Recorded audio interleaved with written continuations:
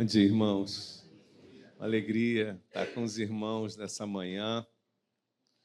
Vamos ler nossas Bíblias em Gênesis 50, de 22 a 26. Gênesis 50, de 22 a 26.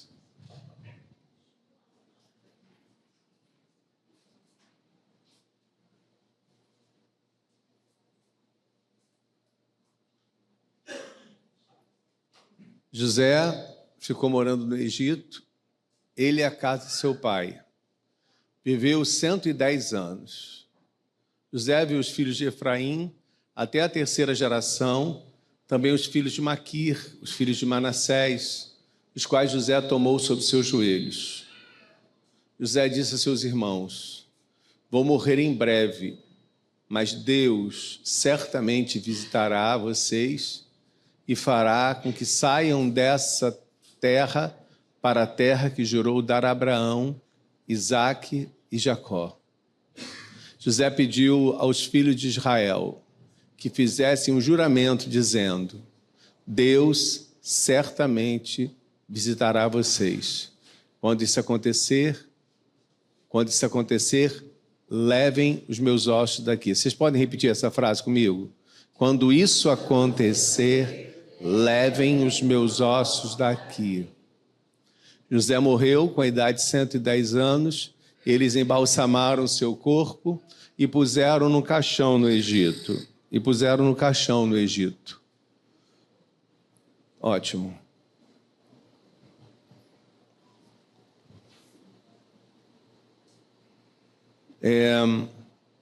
Existem pedidos que são importantes. E existem promessas que são feitas. Eu tenho um amigo que estudou o seminário comigo. Ele era absolutamente o contrário do que eu sou. Ele via a vida com os olhos diferentes dos meus. E a gente se completava por isso, a gente era muito amigo. E ele adoeceu. Ele adoeceu de uma maneira muito grave. Ele teve um câncer que tomou o corpo dele todo. E no mesmo período, o filho dele adoeceu com uma doença psiquiátrica. Uma doença psiquiátrica também importante. A gente não sabe dizer se aconteceu isso por conta da doença, a gente não sabe dizer. Mas foi uma doença muito importante, uma doença psiquiátrica. E eu comecei a levá-lo à quimioterapia. A gente fazia algumas vezes, nós fomos juntos para a quimioterapia. E quando ele estava caminhando para o fim da jornada dele, eu falei na beira da cama dele: fica tranquilo, porque eu vou cuidar do teu filho. Fica tranquilo. E eu dizia para ele lutando para ficar vivo, sabe aquele finalzinho? Eu dizia para ele: cara, descansa. Cara, fica tranquilo, descansa. E ele morreu. E eu comecei a cuidar do filho dele mesmo. Mas eu não sei se vocês já lidaram com doenças psiquiátricas. As doenças psiquiátricas, elas consomem a gente. Especialmente a família. Ela pega a família. E esse rapaz me consumiu. Às vezes ele não dormia à noite, eu ia para casa lá e para a mãe poder dormir, eu ficava dormindo do lado dele. Me cansei, mas eu me cansei muito, muito, muito. E eu não consegui cumprir a promessa que eu tinha feito. Chegou um período que eu não atendia mais o telefone dele. Porque eu não tinha mais força para atender a promessa que eu tinha feito. Existem promessas que se você não pode cumprir, melhor que você não as faça. Não é isso? Eu só entendi isso depois. Eu sempre entendi isso na teoria, mas eu só entendi isso depois na prática. Que eu não deveria ter prometido, porque eu não ia conseguir cumprir. José faz um pedido. Eu quero que os meus ossos sejam tirados do Egito. José tinha sido levado para o Egito. E ele faz um pedido. Eu quero que os meus ossos saiam daqui. Entenda que isso não é um pedido fácil, do tipo, joga minhas cinzas lá no aterro. Não é fácil. Joga minhas cinzas lá em Paquetá. Não é simples assim. Ele pediu para que levasse os ossos dele do Egito e devolvessem para Canaã. Meu cunhado perdeu o pai há pouco tempo e as cinzas do pai estão dentro do armário dele. Estão lacradas, bem lacradas, dentro do armário dele. E eles têm que jogar as cinzas lá em Saquarema. Todas as vezes ele se encontra com as cinzas, mas eles ainda não... São 3 irmãos, eles ainda não conseguiram se organizar para levar as cinzas para Saquarema. Só que ele vai fazer 1 ano de morto já. Então, se o cara não consegue levar as cinzas para Saquarema, imagina o que é levar meus ossos do Egito, tirar meus ossos daqui e levar para algum lugar. A gente não consegue dimensionar isso, porque são 407 anos. José morre, 407 anos depois, eles saem do Egito e vão enfrentar mais quantos anos no deserto? 40. Então são 447 anos. Então, dá conta dessa história, dessa promessa de levar os ossos. Não era fácil. Não é fácil de jeito nenhum, mas tem alguma razão para essa história desses ossos terem valor. Tem algum motivo? Projeta para mim, por favor, Hebreus 11, 22. Tem alguma razão por que pediram para levar osso, porque José faz um pedido desse, entendeu? E entre o pedido e a realização do pedido são 447 anos, é muito tempo, gente, para cumprir o que prometeu. E o texto fala em Hebreus, vocês lembram de Hebreus 11, dos heróis da fé? Lembram? É um dos textos mais profundos de Hebreus. É o de Hebreus 11, que ele conta o valor. Pela fé, os antigos enfrentaram Jericó e as muralhas caíram. Pela fé foram partidos no meio. Pela fé atravessaram o fogo. Aí ele vai contando a história de cada herói da fé. E quando chega em José, ele fala assim, vamos ler juntos. Pela fé, José, perto do seu fim, fez menção do êxodo aos filhos de Israel, bem como deu ordens a respeito dos seus próprios ossos. Pelo amor de Deus, muita coisa poderia se falar de José, da sua luta, muitas coisas poderiam se contar de José, porque em Hebreus vai escolher de José e fala uma coisa de José. O que fala de José? Fala sobre os ossos dele. Tem algum significado isso, gente? Tem algum significado isso? Vocês já ouviram um sermão sobre os ossos de José? Quem nunca ouviu um sermão sobre os ossos de José, levanta a mão para eu ver. Levanta a mão. Eu também não tinha ouvido. Então, vamos aquecer a nossa curiosidade. Por quê? Entre tanta coisa para elogiar José, eles falam dos seus ossos. Porque os ossos de José têm lições para a nossa vida. E a primeira lição é: as circunstâncias são temporais, mas os propósitos são eternos.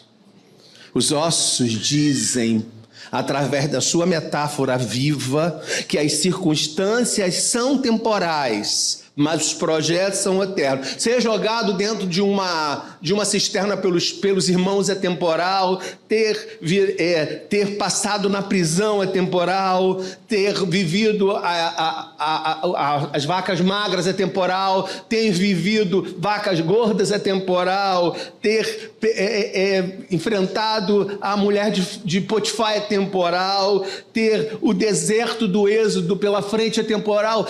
Os ossos têm uma mensagem para a nossa vida. As circunstâncias são temporais, mas os propósitos são eternos. Entenda que as circunstâncias são temporais. Nós vamos alcançar os propósitos de Deus. Precisamos acreditar nisso. Os ossos, eles ficavam como se eles comunicassem coisas. Acredita. Os ossos mandavam um recado. Claro que osso não tinha valor nenhum. Nenhuma mandinga, nenhum poder. Os ossos não têm, vocês sabem disso. Osso é só osso mesmo, cálcio, não serve para nada. Mas havia uma mensagem que os ossos diziam: vai passar, é temporal, mas existem coisas que são eternas, os propósitos são eternos. Tem uma música que eu gosto, e eu encomendei por Daflon há 2 meses, entendeu? E ele não quis cantar a música, mas tudo bem. Entendeu? Então a música dizia assim, eu não lembro tão bem da letra, mas ela dizia assim: tapeceiro, grande artista, vai fazendo o seu trabalho, dedicado ao seu tear. Quando você olha as pontas de uma tapeçaria, já viram a tapeçaria? De um lado, ela é toda cheia de nó, todos os fios pendurados, já viram? Quando você vira para o lado certo, a tapeçaria é linda, mas enquanto ela está sendo costurada, ela é esquisita. Minha vida é feita de tapeçaria, composta por fios alegres e vivos, misturados com mornos e tristes. Quando você vê do lado certo, muda-se logo a expressão do rosto. Entendo o caminho do tapeceiro que desenha aquilo que faz. Os ossos de José explicavam para a gente que a gente bota muitos olhos no que é transitório e esquece do que é eterno. Então os ossos diziam: calma, não se desesperem. Existem coisas que são transitórias, existem coisas que são eternas. Eu espero que essa palavra esteja falando para um período da tua vida, para algo que você esteja vivendo. Então calma, não se desespere. Não se desespere. Existem trechos na sua vida que a gente acha que são os mais trágicos do mundo. E, na verdade, eles constroem algo maior. Eles apontam para algo maior. Vocês são da época do cinema lotado? Quem aqui já foi? Claro, se está a cabeça branca como a minha, está tudo bem. Você também? Quem é mais? Aí, cinema lotado. Essa garotada aqui nem sabe o que é cinema lotado. Tem 300, 400 salas de cinema, e especialmente dentro dos shoppings. A gente tem desse tempo, não, nós somos raiz. Nosso tempo, a gente chegava cedo no cinema, e quando a gente descia lá no Madureira 1, ai que ódio, quando a gente descia no Madureira 1, a fila estava lá longe, passando a Galeria dos Peixinhos, lá longe. Quem é pobre sabe, gente. Quem é de Madureira sabe, quem é raiz sabe. A fila passava, então eu sempre fui cinéfilo, desde muito novo. Então eu ia quando eu descia do ônibus, que eu virava a esquina, que eu via aquela fila ali, eu falei assim: não vai dar tempo. Sabe o que significa? Que você fica na fila, aí chega a hora, a mulher vira aquela placa. Lotado. Aí você fica com ódio, mas tem uma coisa que te dava mais ódio. É quando você estava no sol, na fila, passava uma pessoa com bilhete na mão. A pessoa vinha com o bilhete na mão para mostrar que ela tinha o bilhete. Então ela vinha com o bilhete na mão, andando com aquele bilhete, olhava para a gente e seguia. A segurança, ela não ficava com medo se ia lotar. Ela não ficava com medo se ela ia ficar do lado de fora. Por quê? Porque ela carregava um bilhete. Os ossos de José são essa metáfora. Eu sempre acho que vou cair aqui. Os ossos de José são essa metáfora. A metáfora de um bilhete de cinema que tem certeza que vai chegar, independente das circunstâncias, independente das situações, independente do que... Ele tem certeza que ele vai entrar naquela sessão. Os ossos de José ensinavam para o povo: vocês vão chegar lá. Eles ensinam para mim e para você, que a gente vai dar conta, que a gente vai conseguir, e que a gente, eu te conheço, hein? Que a gente vai chegar lá. A gente vai chegar lá.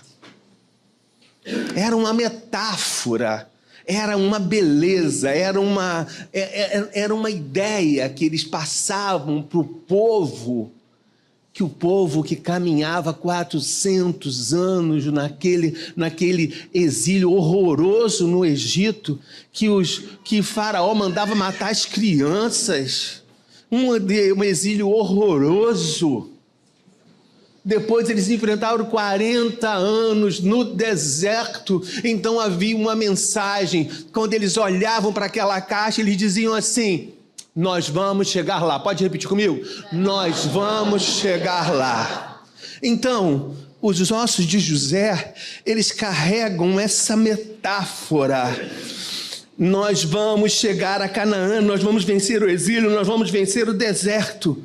Em outras palavras, quer que eu te diga? Deus vai te tirar dessa, Deus vai te ajudar e vai botar as coisas todas no lugar. Deus vai tirar a gente dessa, é isso que a gente tem que pensar. Deus vai tirar a gente dessa.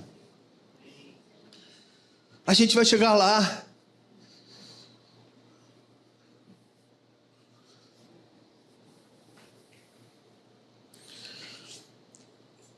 Segundo ponto. A vida é para ser vivida na companhia da fé. A vida é para ser vivida na companhia da fé. Existem pessoas que são guardadas por Deus e não sabem disso. Existem pessoas que são guardadas por Deus e sabem disso. Sabe? Consegue perceber a diferença disso? O povo do louvor estava cantando e eu não estava em pé, estava sentado. Eu estava cansado. 2h da manhã eu estava fazendo a internação do meu cunhado. Eu estava no Humaitá, fazendo a internação do meu cunhado. Ele está com mielodisplasia, que é um caminho para quem vai ter leucemia. A gente espera que ele seja curado antes disso, mas ele está nos processos de mielodisplasia. Ele não crê. Eu olhava para ele e ficava pensando assim: é doloroso o que ele está vivendo, mas para ele seria mais doloroso do que seria para mim. Consegue entender? Porque a vida é feita para ser vivida na companhia da fé. Tem gente que é guardada por Deus e não sabe, mas é guardada por Deus. Tem gente que é guardada por Deus e sabe. Por isso que faz falta para a gente uma avó, avó crente, sabe aquelas avó crentes mesmo, que fala assim: meu filho, eu sei quem tenho crido, estou bem certo que é poderoso para guardar o meu tesouro até aquele dia. Vó, você não tem medo de morrer, não? Você está doente, você não tem medo de morrer? Oh, meu amor, claro que não. Se eu estou aqui e durmo, Deus está comigo. E se eu estou aqui e não acordo, eu estou com Deus. Porque a vida é para ser vivida na companhia da fé. Que alegria, que leveza, a vida é mais fácil de ser enfrentada porque a vida é dura para todos. 2 pássaros estavam em cima de uma árvore e eles olhavam os homens trabalharem embaixo e fazerem as suas coisas, ir para a escola, cuidar dos filhos. Aí um pássaro vira para ele: por que eles correm tanto? O outro pássaro falou assim: eles não têm o Deus que nós temos. Por isso que eu corro demais. Por isso que eu falo demais. Por isso que eu bebo demais. Por isso que eu pego meu carro, dirijo correndo e chegando para o mesmo lugar. Porque essa vida para mim é difícil demais. Isso é o poeta que fala lá na música. Por isso que eu bebo demais. Por que eles correm tanto? Porque eles não têm um Deus como nós. Por isso que eles correm tanto. Terceira coisa. José trazia no coração a consciência do pertencimento. Ele diz o seguinte: leva meus ossos daqui. Imagina, o cara está com 110 anos, só deve estar no finalzinho, fio de vida. Me leva daqui. Eu vim parar nesse Egito, eu fiz o meu trabalho, mas eu quero o seguinte: leva meus ossos daqui. Porque ele tinha essa sensação de pertencimento. Eu não pertenço a esse lugar. Ele sabia que eu estou, mas eu não sou desse lugar. A caixa era um lembrete da fé, que havia uma promessa esperando. Deus está nos levando para um lugar melhor. Quando eles carregavam aquela caixa, havia uma mensagem, e a mensagem é: Deus nos está levando para um lugar melhor. Então não construa uma casa definitiva num lugar que é temporário. Não não bote seu coração de maneira definitiva em lugares que são temporários. Não construa sua casa. Então José está dizendo para o povo: eu não sou daqui, me leva daqui, me leva para lá. E José dizia: certamente Deus nos visitará. Então a dor faz a gente esquecer das coisas, o deserto faz a gente esquecer das coisas, mas a caixa servia para lembrar: certamente Deus nos visitará. Pode repetir? Certamente Deus nos visitará. Essa é a teologia do pertencimento. É a teologia do pertencimento. Eu pertenço a Deus. Deus vai me tirar daqui. Deus vai me botar em outra situação. Eu pertenço a... Por que a gente é tão inseguro, hein? Por que a gente é tão inseguro? Eu já estou na igreja há 20 anos. Você está há quantos anos, Vitória? Você? Você está com quantos anos? Você está com 27. Quando você chegou quando eu cheguei na igreja, você tinha uns 7 anos, por aí. Porque já estou na igreja há 20 anos. Irmãos, eu já estou nessa igreja há 20 anos. E a cada 5 anos tem eleição. Vou contar um negócio para vocês acharem engraçado, verem como eu sou doido. Quando acontece a eleição, normalmente eu tenho aprovação de, 90%, 95%. É um índice bem legal. Toda véspera de eleição eu passo a noite acordado. Gente, não é uma coisa doida um negócio desse? Por que eu fico a noite acordado na véspera da eleição? Porque no fundo há uma insegurança dentro de mim, que ela não é racional. Existem inseguranças dentro de nós que elas não são racionais. Mas havia uma caixa ali para lembrar a eles: certamente Deus nos visitará. A gente precisa levar na vida a sensação de que certamente o Senhor nos visitará. Então, deixa eu dizer uma coisa para você. Preste atenção. Se nós tivéssemos a certeza que certamente Deus nos visitará, a gente não seria tão inseguro. Se a gente tivesse a certeza que certamente Deus nos visitará, a gente não ficava tão mobilizado pelas pessoas no trabalho, que tentam tirar a gente dos lugares que... Então, tem sempre um crente que fala assim, ó, eu estou passando provação no meu trabalho. Eu falo, minha irmã, estou passando. Meu chefe é espírita. Quase que eu falo para ele assim, tem muito espírita que é bem melhor do que crente, viu? Tem espírita que é infinitamente... Então, não entra nessa, não. Não entra nessa, não. Os problemas que nós passamos no trabalho têm a ver com a nossa insegurança.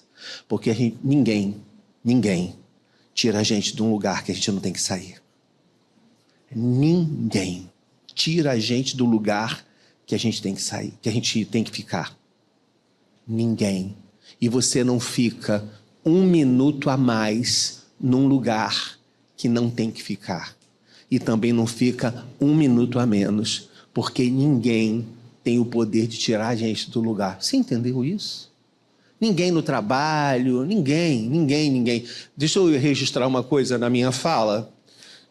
Eu sempre tenho muito respeito às religiões. Então, quando eu falei do espiritismo, eu falei com todo respeito. Não tem nenhum sentimento de sentir que a nossa religião é melhor do que a deles. Não é isso. Eu estou dizendo que às vezes a gente cria fantasias que as pessoas estão nos perseguindo no trabalho, mas nós não temos que dar essa vida e esse domínio a pessoas, porque ninguém tira a gente do lugar que Deus colocou a gente. Nada, nenhuma pessoa e nenhuma situação.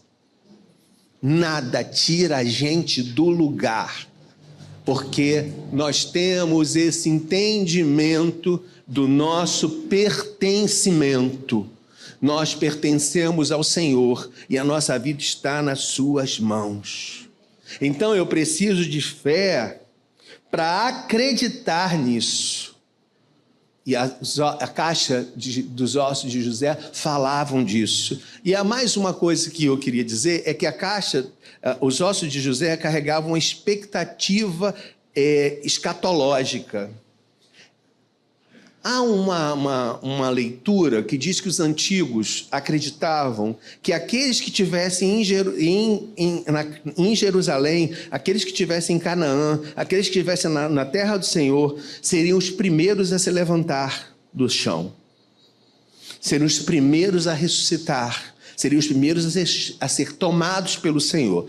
É um texto difícil, porque até os próprios judeus são enoteístas, então eles têm essa dificuldade com a questão da ressurreição. Vocês sabem disso.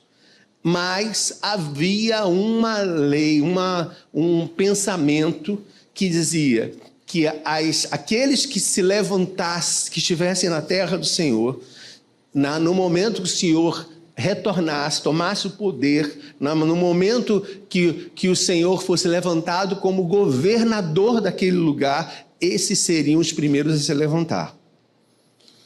Eu não sei de onde que os antigos tiraram isso, e eu também não sei se José acreditou nisso. Mas uma coisa eu sei, que falta em nós uma expectativa escatológica, de acreditar que a vida não serve só para cá, que a vida não é só isso. Então, por que tu sofre tanto com roupa?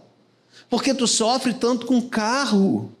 A vida é mais do que isso. Existe vida para além da morte. Existe uma vida que continua depois. A gente precisa ter essa expectativa escatológica.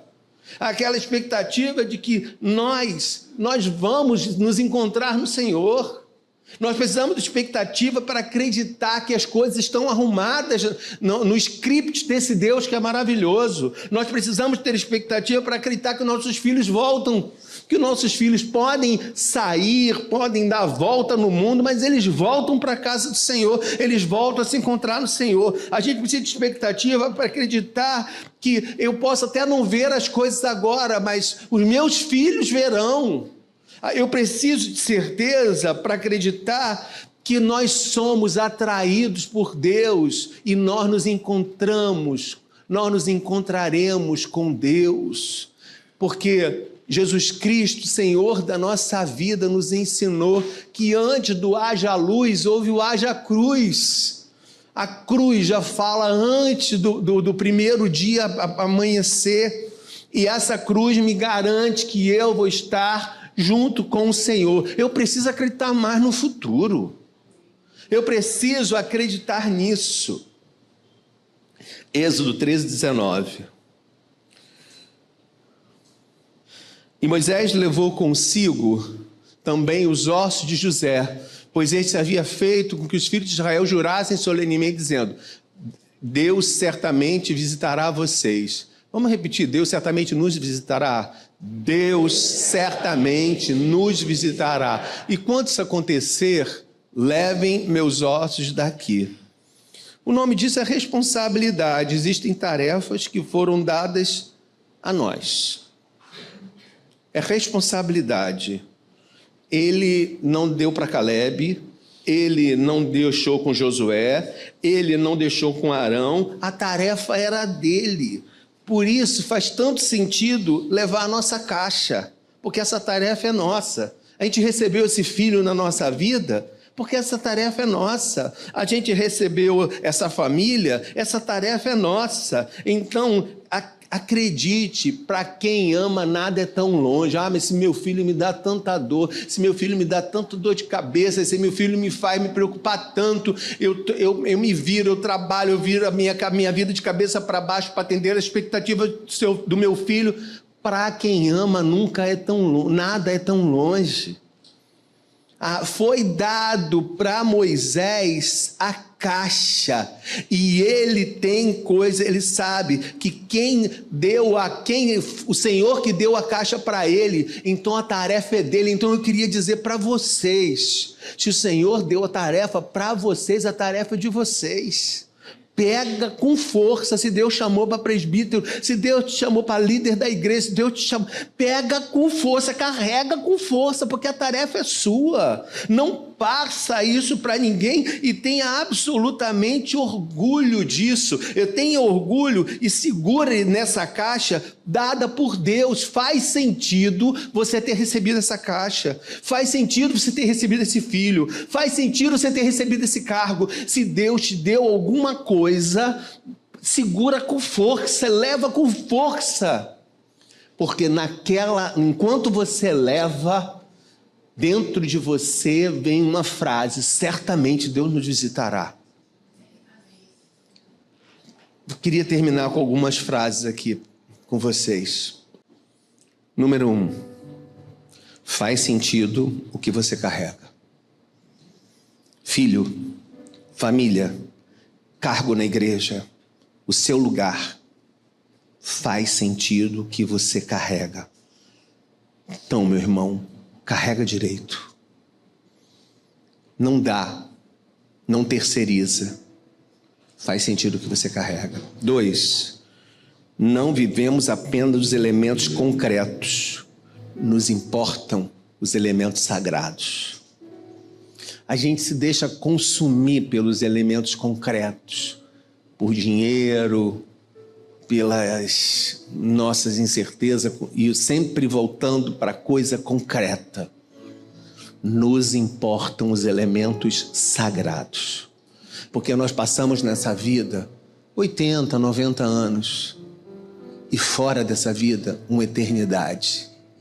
Nos importam os elementos sagrados. 3, as pessoas que convivem comigo não têm o poder de me desencorajar numa tarefa que eu tenho que executar. Não são as pessoas que têm esse poder. Larga essa caixa, pelo amor de Deus. O que tu está carregando essa caixa? Já passaram 400 anos. O homem já morreu, não tem nada aí. Aí só não tem nem pó. Há 400 anos o homem morreu. Agora a gente está no deserto, está fazendo um calor. As crianças estão morrendo no meio do deserto. E tu está agarrado nessa caixa. Larga essa caixa. As pessoas não têm o poder de nos fazer desistir daquilo que Deus nos deu para fazer. De nos desestimular, porque eu sei o que eu carrego. Repita, eu sei o que eu carrego. Leva a sua caixa. 4, faz sentido o meu esforço pelo que eu creio e faz sentido o meu esforço por alguém. Faz sentido o meu esforço. Quer dizer isso para você. Faz sentido o seu esforço, porque há uma história de sangue. Uma história de sangue e amor que foi escrita para que a gente existisse. Então faz sentido o meu esforço.